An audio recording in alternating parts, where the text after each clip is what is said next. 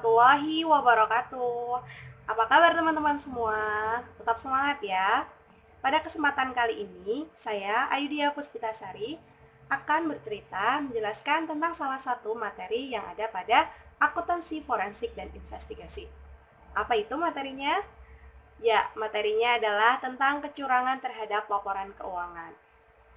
Nah, sebelum kita masuk ke materi tersebut, perlu kita ingat kembali apa yang dimaksud dengan kecurangan dan apa yang dimaksud dengan laporan keuangan. Ya, kecurangan merupakan suatu tindakan atau perilaku yang dilakukan oleh seseorang, kelompok, maupun organisasi yang dapat merugikan pihak lain. Nah, untuk contoh sederhananya yaitu adalah ketika saat ujian kita mencontek. Nah, itu merupakan salah satu bentuk dari kecurangan. Kemudian biasanya pasti kita kan pernah berbohong kepada orang tua untuk mendapatkan uang saku. Nah, itu merupakan tindak kecurangan juga. Jadi jangan dilakukan dan jangan ditiru ya teman-teman. Kemudian untuk laporan keuangan sendiri itu merupakan catatan informasi yang berisi kinerja perusahaan pada periode yang bersangkutan. Nah, untuk laporan keuangan ini berguna untuk pihak-pihak yang berkepentingan. Siapa aja pihak-pihaknya itu?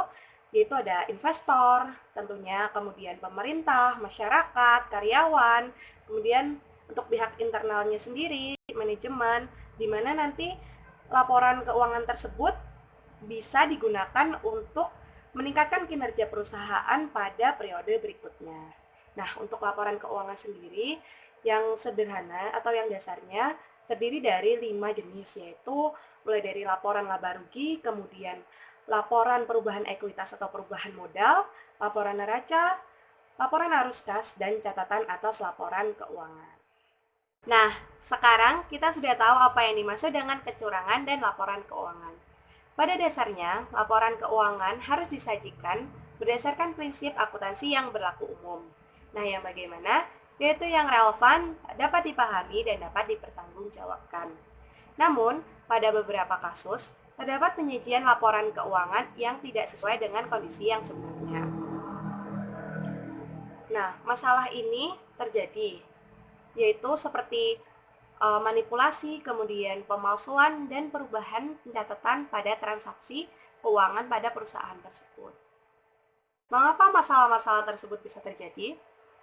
Ada 3 elemen yang muncul secara bersamaan ketika terjadi kecurangan laporan keuangan. Yang pertama yaitu pressure atau tekanan, yang kedua adalah opportunity atau peluang, dan yang ketiga adalah rationalization atau rasional. Kita bahas satu persatu.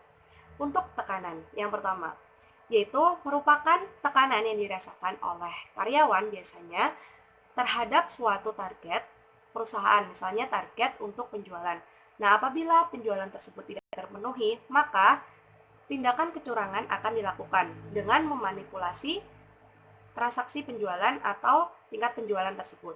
Kemudian yang kedua yaitu opportunity atau peluang. Biasanya dilakukan oleh pihak manajer karena ada peluang yang dirasa dapat dilakukan dalam perusahaan. Kemudian yang ketiga yaitu rasional atau rationalization, di mana si pelaku merasa tindakannya itu merupakan suatu tindakan yang benar. Selain 3 elemen tersebut, terdapat 9 faktor penyebab terjadinya perfect fraud storm. Yang pertama yaitu ledakan ekonomi, kemudian yang kedua kemerosotan nilai-nilai moral, yang ketiga kesalahan alokasi insentif, yang keempat tingginya ekspektasi analisis, yang kelima tingginya tingkat hutang, yang keenam terlalu terpacu pada peraturan, kemudian yang ketujuh kurangnya independensi auditor, yang kedelapan keserakahan, dan yang terakhir yang kesembilan adalah kegagalan pendidik.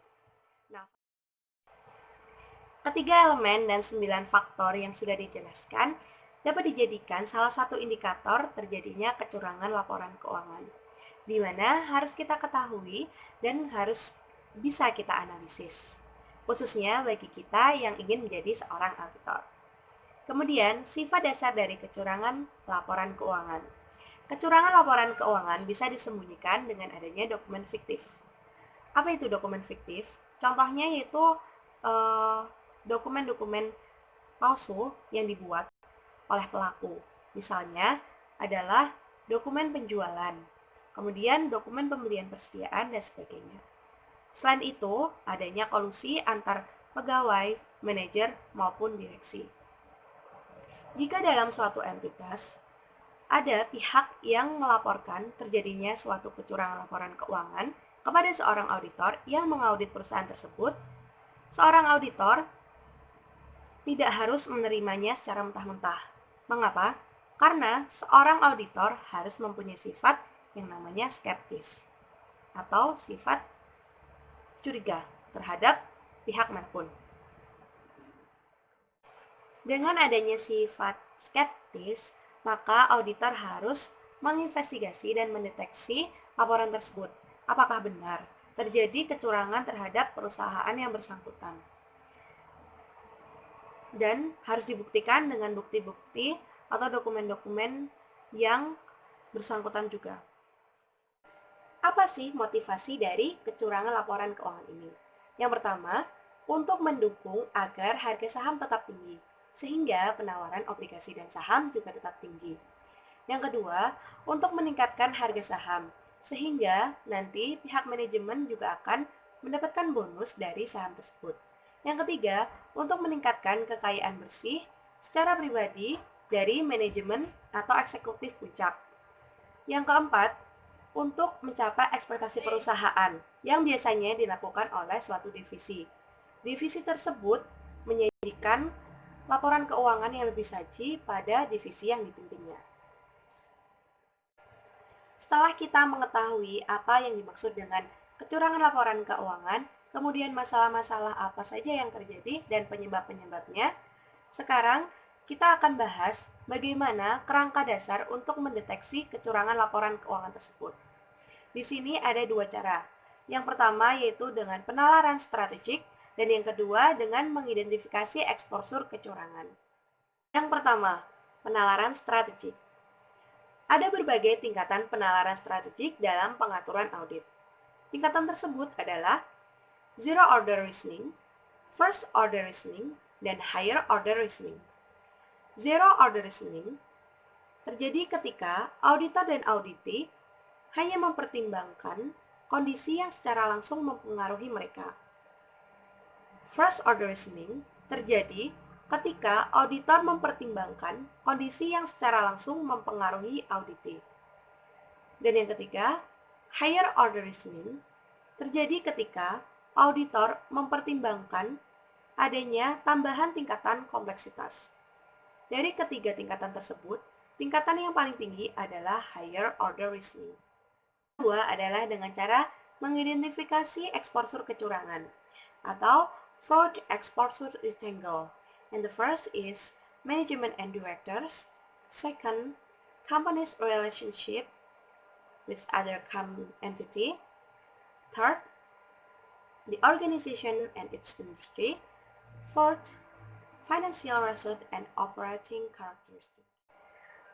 Untuk kotak exposure yang pertama, yaitu manajemen dan direksi atau management and directors, ada tiga aspek yang perlu diinvestigasi oleh seorang auditor. Apa saja itu? Yang pertama adalah latar belakang manajemen, kemudian motivasi manajemen, dan pengaruh manajemen dalam membuat keputusan. Kotak exposure yang kedua adalah hubungan entitas atau perusahaan dengan pihak-pihak lainnya. Contohnya yaitu dengan pihak auditor, badan regulasi, pengacara, lembaga keuangan, dan organisasi yang terkait lainnya. Contohnya, jika antara keduanya itu memberikan hadiah secara cuma-cuma, berarti auditor harus menginvestigasinya bahwa tidak ada atau adanya hubungan yang istimewa atau tidak wajar. Kemudian, yang ketiga yaitu organisasi dan industri, di mana auditor harus mengetahui secara jelas struktur organisasi dari entitas tersebut, kemudian dalam bidang apa dia bekerja, dan apakah punya usaha lain selain usaha tersebut. Yang keempat adalah hasil kinerja dan karakteristik operasi. Dalam hal ini, auditor harus menginvestigasi atau mendeteksi saldo-saldo yang secara signifikan berubah. Misalnya dalam saldo penjualan atau pendapatan. Jika ada perubahan secara signifikan, maka perlu ditelusuri lebih lanjut. Memahami kerangka dasar untuk mendeteksi kecurangan laporan keuangan dengan penalaran strategik dan mengidentifikasi eksplorasi kecurangan. Sekarang kita akan membahas beberapa contoh kasus kecurangan laporan keuangan yang ada di dalam negeri maupun di luar negeri.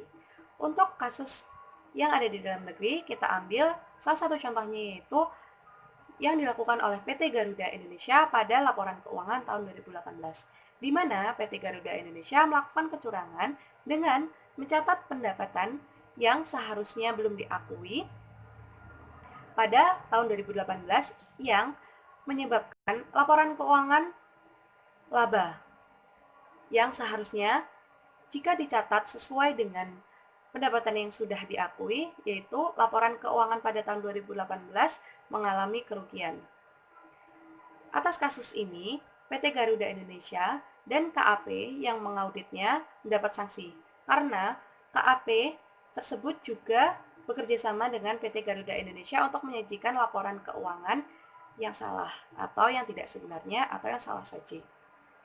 Kemudian untuk kasus yang ada di luar negeri adalah kita ambil salah satu contohnya kasus Enron, di mana auditor atau KAP yang mengauditnya adalah KAP Arthur Andersen yang merupakan Big Five KAP yang ada di dunia.